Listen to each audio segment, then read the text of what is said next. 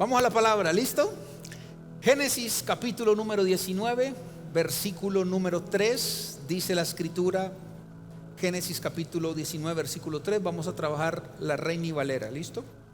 Génesis capítulo número 19, versículo número 3. Cuando ya estén ahí, díganme amén. Levánteme la Biblia. ¿Quién trae la Biblia física? A ver. Mira el que no trajo la Biblia. No me hagas trampa que la estoy viendo yo. Dígale así, no se sienta mal. Dígale, no se sienta mal. Siéntase peor. No dejemos la costumbre de la Biblia física. Amén. Yo también uso el teléfono, es más, yo predico con el teléfono, pero la Biblia yo la extraño tanto, como que no leo igual.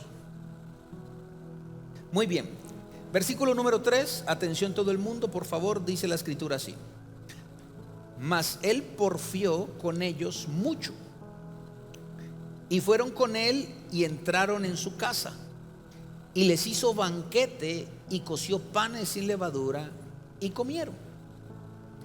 Esta es la historia famosa de Sodoma y Gomorra, que era donde estaban, de una familia conformada por Lot, el sobrino de Abraham, su esposa y sus hijas. Dice que llegó un ángel personificado. Hemos estado hablando en la intercesión. Hay ángeles de diferentes rangos, y uno de esos se personifican. La Biblia muestra que todos lo vieron, que lo vieron como si fueran hombres, que lo vieron entrar incluso. Y que estos dos ángeles entonces los atendió Lot, y cuando los pasó a invitar a su casa, dice que su mujer entonces le preparó comida.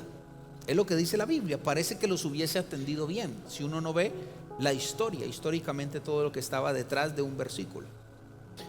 Que Lot porfió con él, o sea, le insistió: por favor, ven a mi casa, quiero atenderte, quiero honrarte porque sé que vienen de parte de Dios, quiero honrarte. Quiero decirle algo, levante su mano por favor y diga conmigo: hay que honrar a Dios. Diga, eso está claro,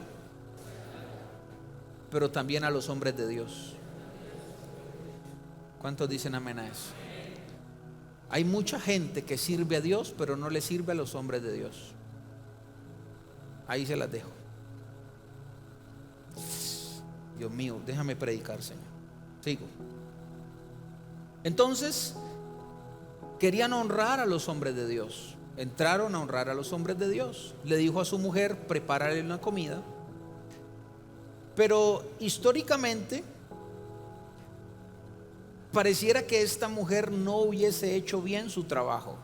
Esto no está en la Biblia, pero hablo de historia, sin afirmar que fue así, pero pegándome a la historia.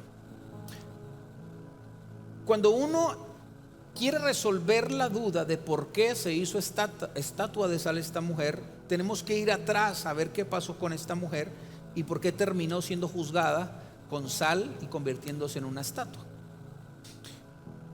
Lo que vemos entre líneas o históricamente, una de las cosas que vemos es que esta mujer se había metido en el sistema de Sodoma y Gomorra y había perdido algunas costumbres de su pueblo hebreo y las había cambiado por este ambiente de Sodoma y Gomorra. Se cree, sin afirmar que la Biblia dice esto, que esta mujer le cocinó a estos hombres, pero les cocinó sin sal. Esto no es una afirmación bíblica, es una afirmación, digámoslo, histórica. Repito, la Biblia no afirma esto. Y aquí había un conflicto tremendo, porque cuando se trata de honrar, hay que honrar a Dios como Él pide la honra, no como uno quiere dársela. ¿Me está escuchando?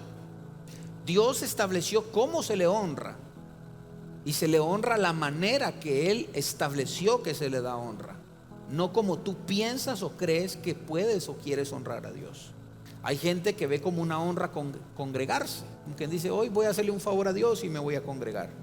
Otros no lo vemos como que le estamos haciendo un favor, lo vemos como una necesidad congregarnos. Entonces a Dios se le honra como Él pide que se le honre. Y evidentemente el pueblo hebreo comía salado. Los de Sodoma, dice la historia, que eran simples, no les gustaba la comida con sal. También se dice que es extraño que hubiesen llegado unos hombres a querer violar a los ángeles, dice la Biblia, que llegaron a tocarle la puerta.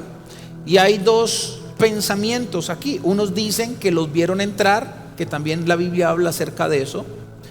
Pero también hay otra historia que dice que la mujer de Lot, mientras Lot estaba atendiendo a los ángeles, fueron y le dijeron a estos hombres que habían dos intrusos en su casa y que vinieran a violarlo. Están esos dos temas allí. Pero la gran pregunta es: ¿por qué esta mujer se volvió estatua de sal? ¿Qué pasó con ella? Y la primera pregunta, o la primera respuesta a esta pregunta, que ha sido una incógnita por mucho tiempo, es la imagen número 1, que dice que esta mujer no pudo obedecer a los ángeles. Y ese fue el primer problema. No pudo obedecer a los ángeles. No fue capaz de obedecer la instrucción. Y cuando uno no obedece la instrucción, no obedece lo que Dios dice, lo que Dios está dirigiendo, no obedece como Dios lo quiere hacer ahora, entonces eso repercute en consecuencias. ¿Qué vemos? Que esta mujer no quiso obedecer a los ángeles, por eso se convirtió en estatua de sal. Versículo número 17 dice que la instrucción era clara.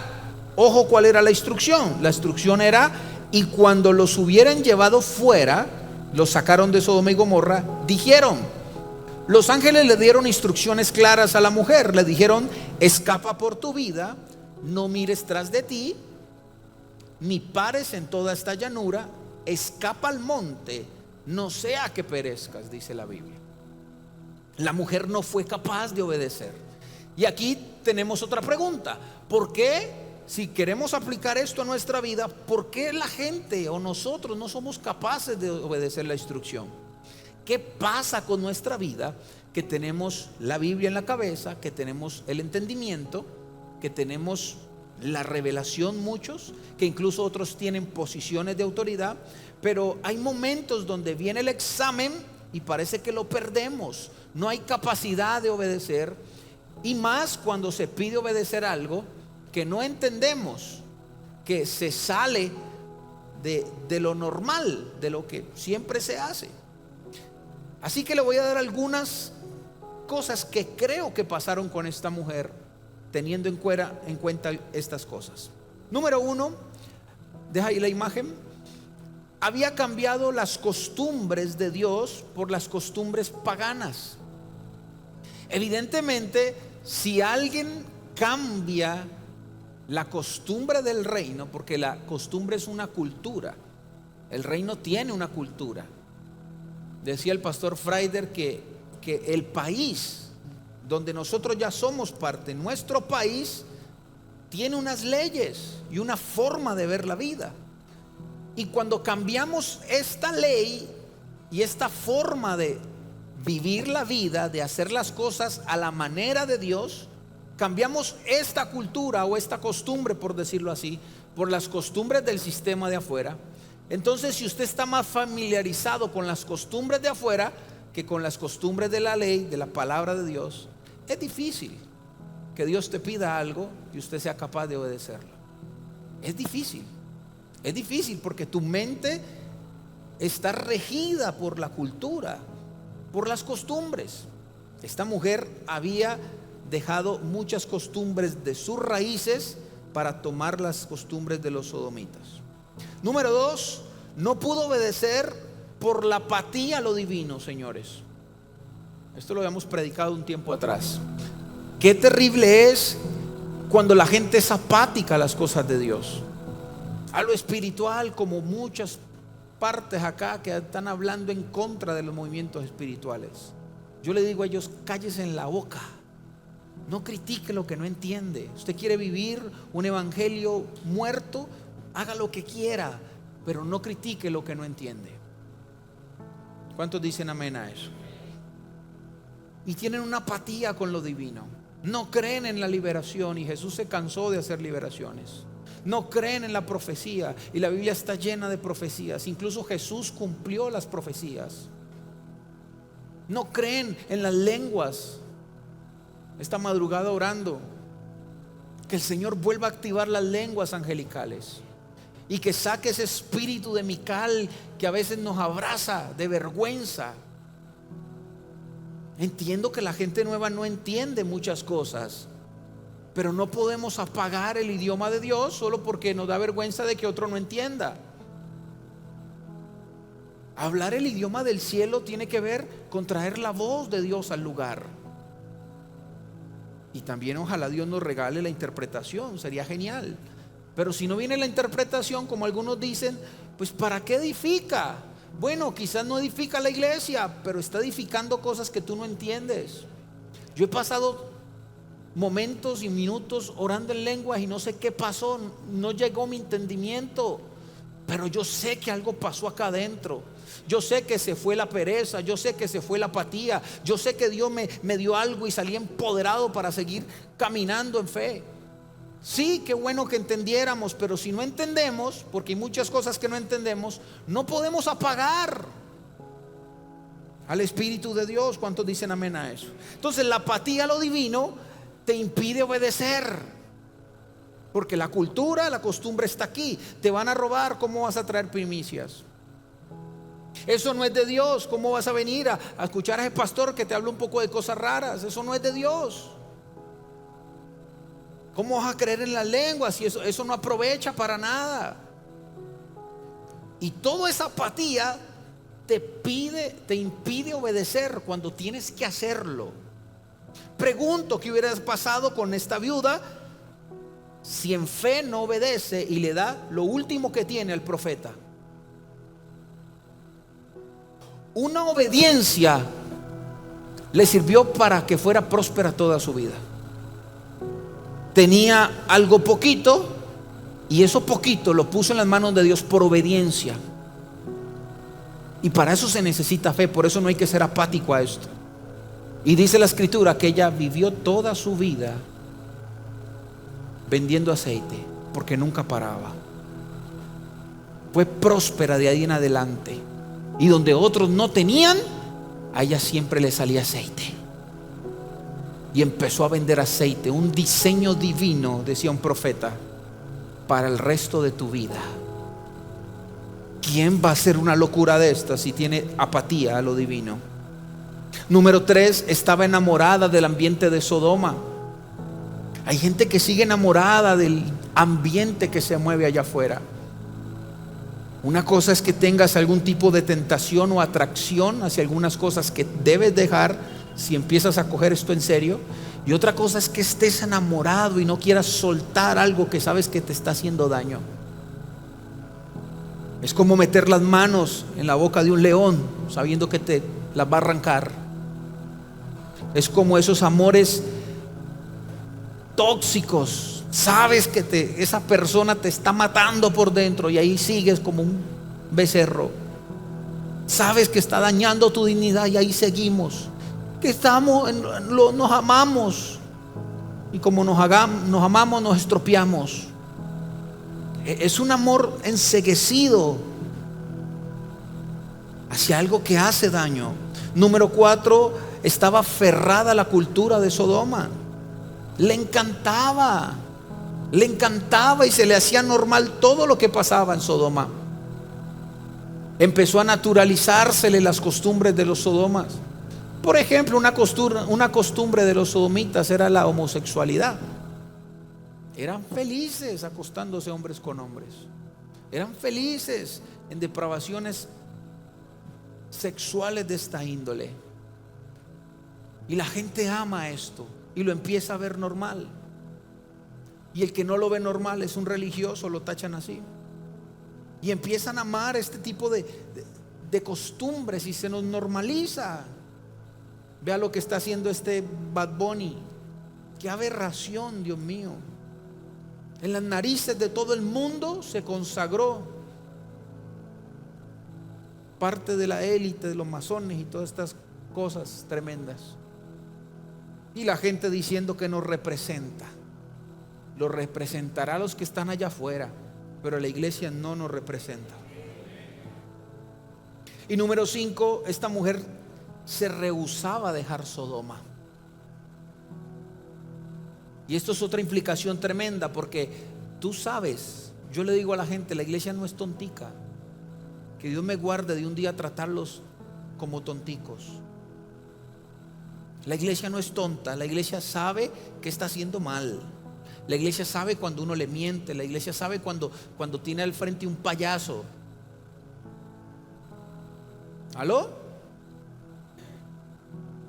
Pero así como usted sabe y no come cuento, aunque uno sí come cuento, usted también sabe lo que está mal y lo que tiene que dejar. Usted sabe que hay cosas en su vida que no caminan bien y que tienes que dejarlas. El problema es que nos rehusamos a dejarlas, lo amarramos, nos aferramos a lo que nos hace daño. ¿Aló? Levante su mano, por favor, y reciba esto. Imagen número 2. Diga conmigo: si yo no dejo lo que Dios pide que deje, no podré seguir avanzando y estaré destinado a ser un muerto viviente. Si usted no deja lo que Dios pide que deje, no podrá seguir avanzando y estará destinado a una muerte espiritual. Perdóneme, ¿cómo quiere que Dios te hable si no has soltado a Lot? Perdóneme, ¿cómo quiere prosperar si sigue metido en gotas? Perdóneme, ¿cómo quiere que Dios salga a socorrerlo si usted no es capaz de adorarlo?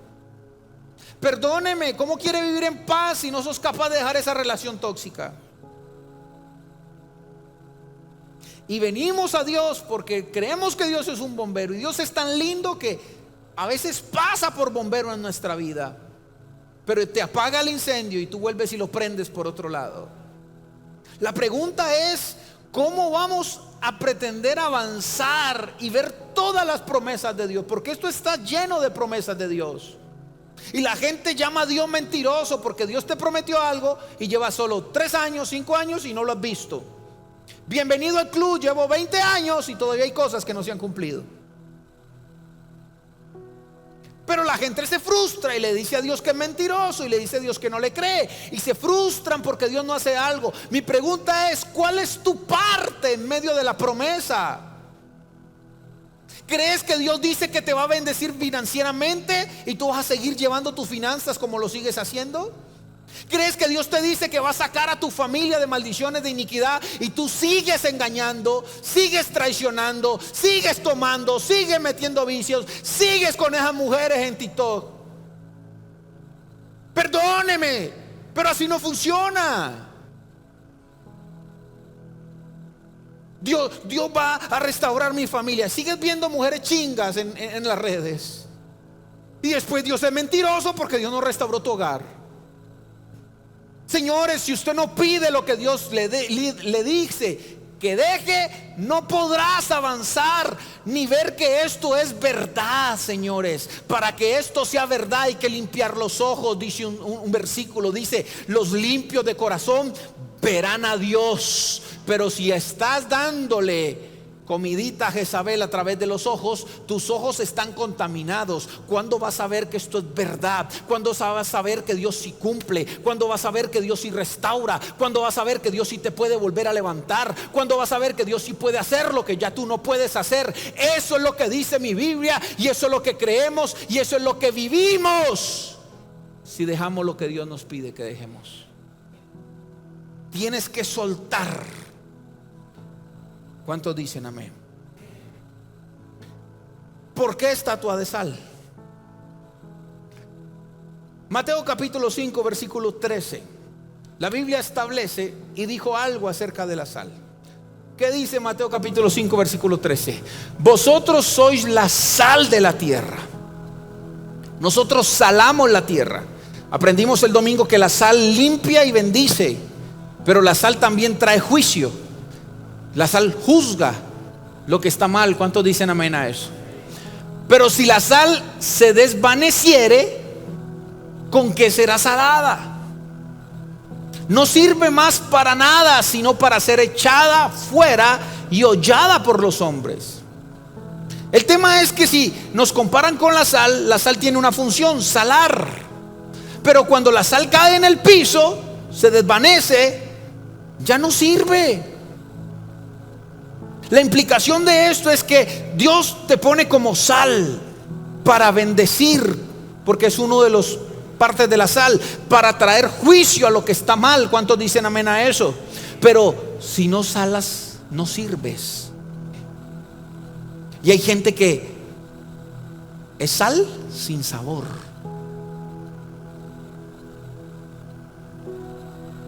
Esta mujer era insípida. En otras palabras, esta mujer ya no cumplía su propósito. Ella le negó la sal a sus visitantes y murió siendo sal. La ley de la cosecha y la siembra. Qué tremendo que ella no le pone sal a la comida y termina siendo una estatua de sal. Todo lo que siembres, ¿qué dice la Biblia? Lo cosecharás. El mejor ejemplo y el ejemplo que más me impacta con la ley de la cosecha y la siembra es la que nos encontramos en Jacob. Yo le he contado a usted muchas veces cuando hablo de esta ley. Jacob sembró un engaño a través de un cabrito. Mataron un cabrito, se puso la piel del cabrito para hacerse pasar por su hermano que era peludo. Sembró un engaño. Ese engaño repercute a todo el lío familiar que también hablamos el jueves. Jacob ya no era un niño, Jacob ahora era Israel. Dios lo había perdonado, lo había levantado, lo había llevado otra vez a su propósito. Y ya cuando Jacob era un viejo,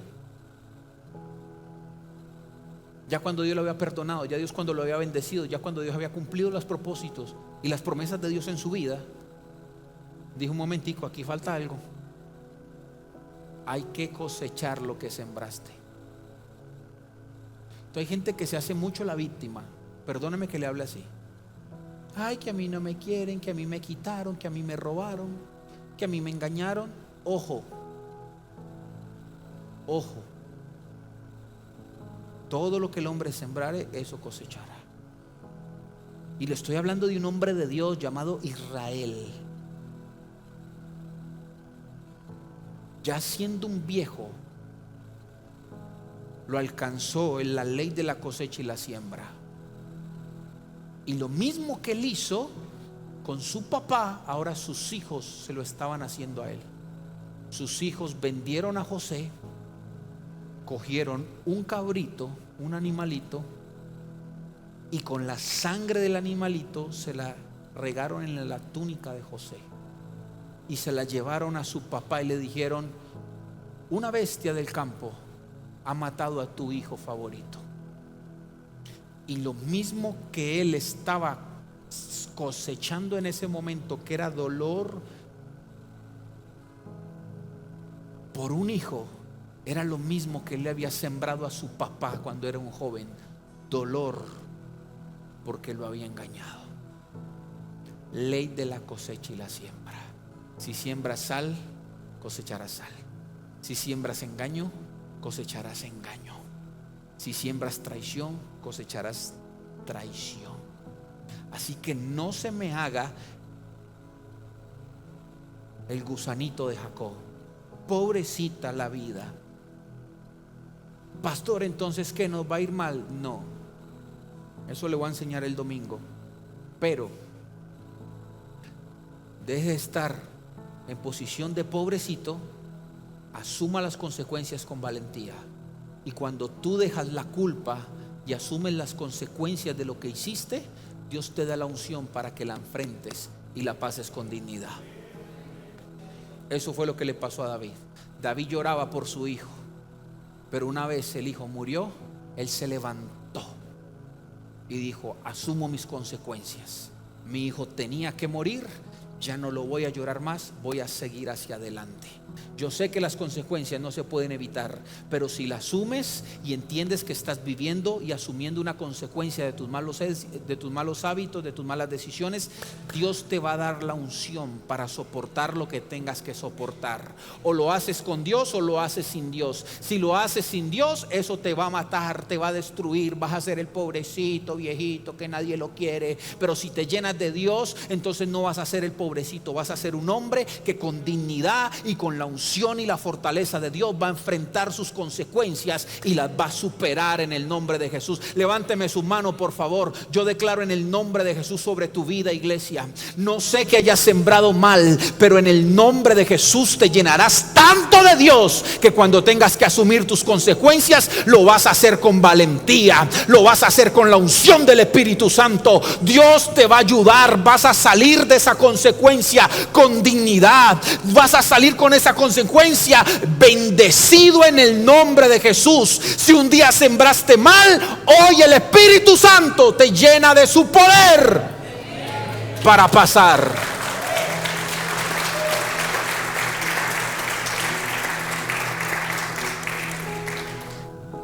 ¿Qué reflejaba la estatua y la sal?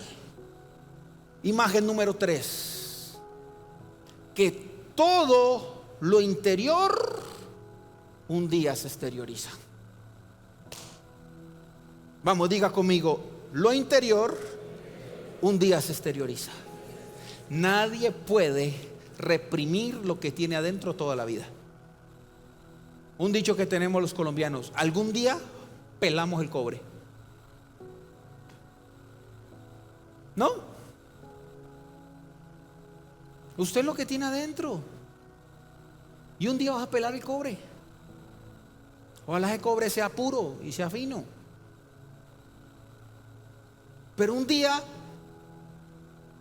va a salir lo que realmente eres.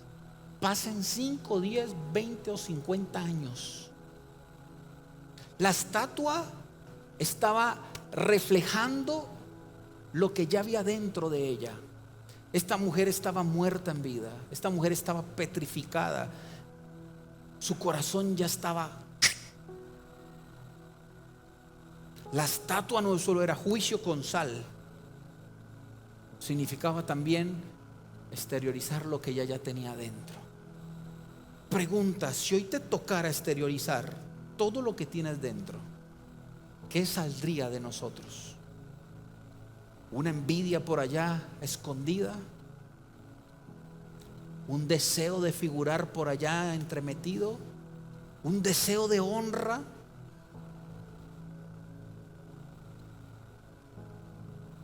Decían los viejos antiguos: usted quiere conocer a alguien, dele plata y poder. Ahí se da cuenta quiénes son. ¿Cuántos dicen amén? ¿Cuál es la instrucción para no quedarnos petrificados como unas momias, como unas estatuas de sal? Se encuentra en el versículo 17. Con esto voy terminando. Cuando digo voy terminando, falta una hora, ¿no? Usted ya me conoce. Versículo 17 dice así. Atención. No, de verdad quiero terminar rapidito porque tenemos que orar. La iglesia tiene que entrar en un movimiento de oración como nunca antes. El que no ora, el diablo se lo devora. Y el que no hace el ayuno de Daniel, el diablo se lo desayuna. La instrucción fue clara. Esto fue lo que no pudo obedecer esta mujer, por todo lo que le conté, y por eso se volvió una estatua de sal. Pero la instrucción y la obediencia era clara. Cuando los hubieran llevado fuera, dijeron: escapa por tu vida. Lo primero, escapa por tu vida. No mires atrás de ti, ni pares en toda esta llanura. Escapa al monte. Entonces vamos a ver la primera palabra: escapa por tu vida. ¿Qué significa escapar por tu vida? Primera de Corintios capítulo 6 versículo 12 dice un versículo muy conocido: todas las cosas me son, pero no todas me convienen. Génesis 39:12 habla de la historia de José. José salió corriendo y salió desnudo. Como decimos los colombianos, salió beringo. Corrió. Como dicen por ahí, es mejor que digan aquí huyó y aquí no murió.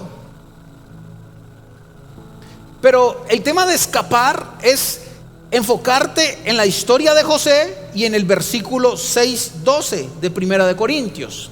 Es entender de que el enemigo quiere enredarte, dándote libertad para oprimirte. Pero la Biblia te aclara, eres libre y todo lo puedes hacer. Pero no se trata de qué tanta libertad tienes para hacer lo que te dé la gana, sino qué tanta libertad tienes para hacer lo correcto. Ay, ya sé que a muchos religiosos les estorba que digan le dé la gana, pero para que no le duela, ganita pues, ganita. Que tan lleno de marañas, hermano. ¿Qué dice la Biblia? Todo lo puedo hacer, pero no todo me conviene. Hay momentos donde tienes que salir corriendo. Hay un negocio que parece que es bueno, pero tienes que escapar. Hay amistades que se ven muy bonitas y te pelan los dientes, pero hay que correr. Hay lugares donde no debes de estar y tienes que salir corriendo. Porque no se trata de lo que puedas hacer, puedes hacerlo todo, pero tienes que pensar si es correcto, si te conviene. No qué le conviene a tu carne, qué le conviene a tu relación con Dios. Porque la gente dice, esto me conviene, pero ¿a quién le conviene? A su carne. El filtro es muy sencillo. No pregunte qué es el pecado, pregunte qué afecta su relación con Dios. Si hay una persona vecina que es muy linda, muy amable, que te pasa comidita por los lados, pero es una chismosa de dos lenguas, afecta tu relación con Dios. Si hay música muy chévere, si Bad Bunny suena muy chévere, si le entienden a Bad Bunny porque yo no le entiendo y les gusta Bad Bunny, pregúntese si esa música afecta tu relación con Dios o no. Porque cuando hablamos de conveniencia, ¿qué me conviene a mí con Dios? ¿Qué de lo que estoy haciendo es pecado? Quizás muchas cosas no son pecados en primera instancia, pero están afectando algo tan lindo, pero a la misma vez tan frágil como tu relación con Dios. ¿Cuánto cuesta, señores, volverse sensible al Espíritu Santo? ¿Cuánto cuesta coger la Biblia y entenderla? ¿Quién cogió la Biblia por primera vez y entendió todos los códigos del reino? ¿Cuánto cuesta adorar a Dios como lo está haciendo la iglesia hoy en día? ¿Cuánto cuesta acostarse en la cama y poder orar y sentir la paz de Dios en tu vida? Eso lleva un precio. Y eso no es gratis. Eso necesita esfuerzo, eso necesita dedicación, eso necesita tomar decisiones en tu vida. Y eso que te ha costado tanto, que es tu relación con Dios, lo puedes tirar a la basura con un mal consejo, con un amigo que no te conviene, con un negocio que no está bien. Y así vamos por la vida, señores, intentando comunicarnos con Dios, pero acá alguien te está alando y te está robando tu tiempo, te está robando tu devoción a Dios. Y vuelve a intentarlo y dígame los que se han apartado si no es más duro. ¿Qué cosa tan dura es volver después de haberte apartado y untarte del lodo, tratar de volver? Y usted vuelve y el lodo vuelve y te jala. Y usted vuelve y el lodo vuelve y te jala. Y así te la puedes pasar muchos años hasta que tomes una decisión. La pregunta es, ¿en qué momento dejaste de hacer lo que te convenía? Ahora, porque sea muy duro no quiere decir que es imposible. Dios te va a ayudar si corres al Padre. ¿Cuántos dicen amén? Dice que el Padre está presto para perdonar y para extender su misericordia para todo aquel que la pida. ¿Cuántos dicen amén? Pero cuando vengas al Padre, no vuelvas a correr al lodo. Escapa por tu vida. Número 2, imagen número 5. No mires atrás, dice la Biblia. Y los versículos son muy claros acerca de no mirar atrás. Versículo número 1, Lucas 17:31. Nadie es digno si mira atrás. Lucas 9:62, voy rápido. No mires atrás, dice Lucas 9:62. Isaías 43:18, este sí póngalo. Dice: no os acordemos de las cosas pasadas. Hay que dejar el pasado atrás. No puedes seguir viendo atrás. Y le voy a tirar otro que es más poderoso. Póngame este por favor, Eclesiastés 7:10. Hay personas que están en la iglesia, que han sido redimidas, lavadas por la sangre bendita del Cordero de Dios, pero tienen su mente todavía como Egipto. Y dicen esto: nunca digas, dice la Escritura, que no preguntes esto: ¿cuál es la causa de que los tiempos pasados fueron mejores que estos? Porque nunca de esto preguntarás con sabiduría. Y que hay gente que ha sido lavada por la sangre del Cordero y está diciendo: es que antes me iba mejor, es que estoy extrañando a Egipto, es que vean, me metí el evangelio y ya no hay plata, ya no hay abundancia, como si el evangelio tuviera la culpa. Es que antes tenía más, es que antes, vea, antes los domingos íbamos a pasear, ahora metidos en la iglesia. Es que antes yo era libre de hacer lo que quiera, ahora no puedo hacer lo que quiera porque el pastor no le gusta. Es que antes me iba mejor en los negocios.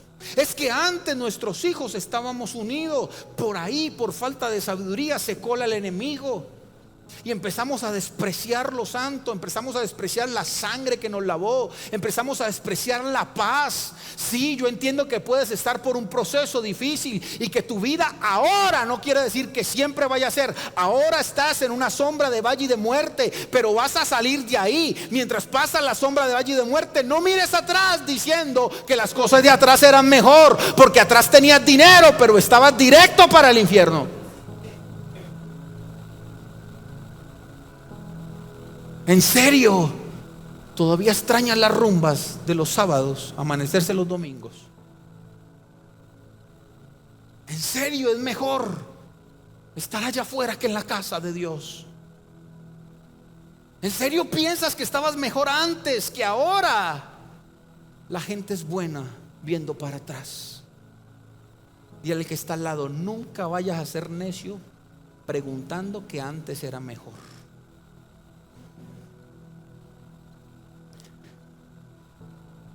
Siguiente instrucción, dijo: no pares. No pares. Filipenses dijo: prosigo hacia la meta. Y Hebreos capítulo 10 versículo 39, ¿cuántos lo saben de memoria? Ya estoy acabando. ¿Cuántos lo saben de memoria? ¿Qué dice el versículo favorito de su pastor? ¿Qué dice?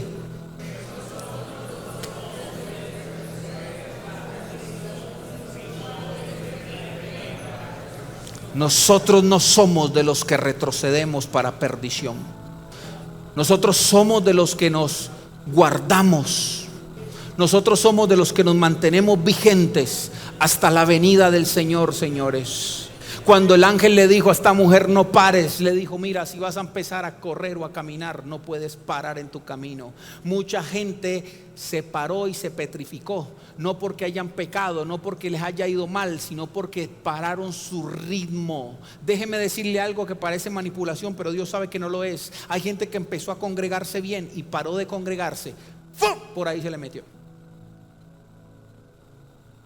Hay gente que venía honrando a Dios con sus diezmos y sus ofrendas. Pararon porque allá Jezabel te dijo que te estaban robando. ¡Pah! Paraste el proceso con Dios. Dejaste de venir y ya no adoras. Pareces la mujer de Lot. ¿En qué momento paras de hacer cosas que sabes que no puedes dejar de hacer? La gente decía: pastor, otra vez las primicias. Todos los años hay que dar primicias. Otra vez los diezmos. Todos los meses, cada vez que Dios me bendice, hay que diezmar. Otra vez venir a la iglesia. Cada vez que haya un culto, una reunión, venimos a la iglesia, no paramos.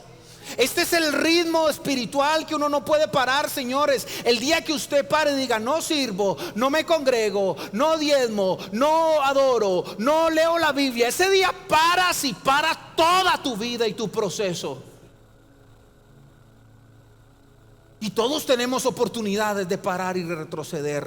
Pero dice mi versículo favorito: yo soy de los que no retroceden, Señor. ¿Sabe por qué mi versículo favorito? Porque yo también he querido retroceder. Yo también he querido dejar todo botado. Yo me he ido de esta iglesia como 3 o 4 veces en toda la historia. Yo he querido dejar todo. Yo me he frustrado con el evangelio, con los pastores, con el ministerio. Me he frustrado conmigo mismo, me he frustrado con mi familia. Yo he querido dejar todo botado. Y cada vez que pasa algo así, viene este versículo en mi corazón y me dice: recuerda, John, que tú eres de los que no retroceden. Y cuando esa palabra se te mete por todo tu cuerpo, entonces usted se para y dice: sí, esta es mi oportunidad de dejar todo botado. Esta es mi oportunidad de creerle al diablo y dejar la iglesia y salir corriendo. Pero yo soy de los que no retroceden. Yo soy de los que me preservo. Yo soy de los que sigo de pie. Dele un aplauso a ese gallito que me salió.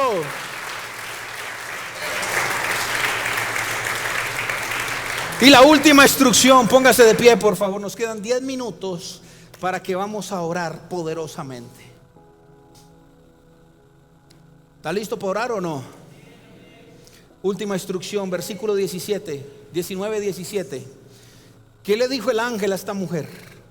Le dijo: escapa al monte. Escapa al monte, porque solo en el monte no vas a perecer. Colóquese de pie por favor. ¿Qué es el monte? Dentro de 8 días, el jueves, voy a seguir la prédica del monte. El monte es el lugar donde Jesús iba a orar. El monte es un lugar alto. El monte es el lugar secreto. El monte es el cuarto de guerra, de intimidad. El monte para ti puede ser las mañanas cuando haces esto y dices: Señor, gracias por este día, lo presento delante de ti. Ese es el monte. El monte es cuando llegas en la noche y te vas a acostar en la cama y le dices: Señor, bendito sea tu nombre, Señor. Permíteme tener sueños de Dios. Ministra mi vida mientras descanso. Qué buena quedó la alfombra.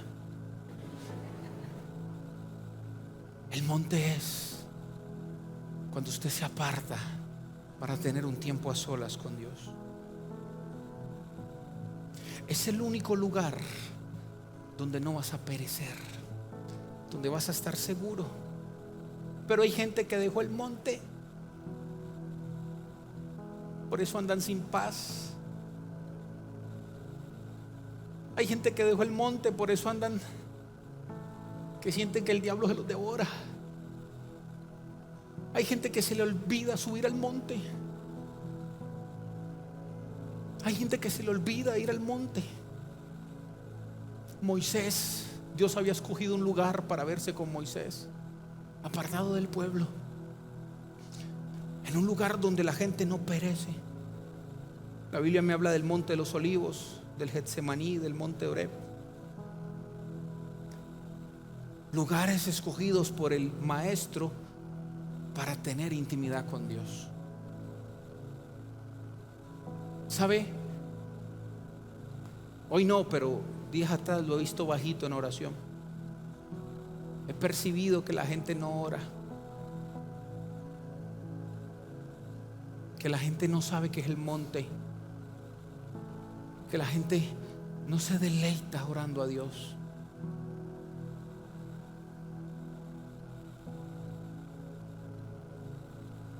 Yo no puedo ir al monte por ti.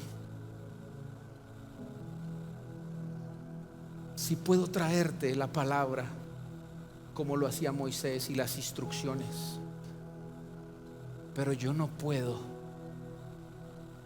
ir al monte por ti. Tienes que subir al monte. Tienes que volver a la oración. Solo ahí no vas a perecer. De nada sirve un culto de rompimiento si mañana pereces en la primera prueba que el enemigo te pone. Y después vienes a decir que el pastor es un mentiroso porque dijo que mis enemigos no se iban a volver a levantar. Pero cada vez que se te presenta ese minion, te vence. Porque no vas al monte, porque pereces. Hay que orar, porque solo en el monte no perecemos. Ahí nada se corrompe, ahí todo es posible. Ahí tu alma se llena, ahí las fuerzas que se han debilitado se recomponen. Ahí los pensamientos y las conversaciones que has tenido con el diablo en el día se disipan. Ahí todo es posible en el monte. Levante su mano y diga: tengo que subir al monte. Hay que ir al monte. ¿Cuántos vamos a ir al monte? Cierre sus ojos, levante sus manos. Y tenemos 7 minutos para que suba al monte.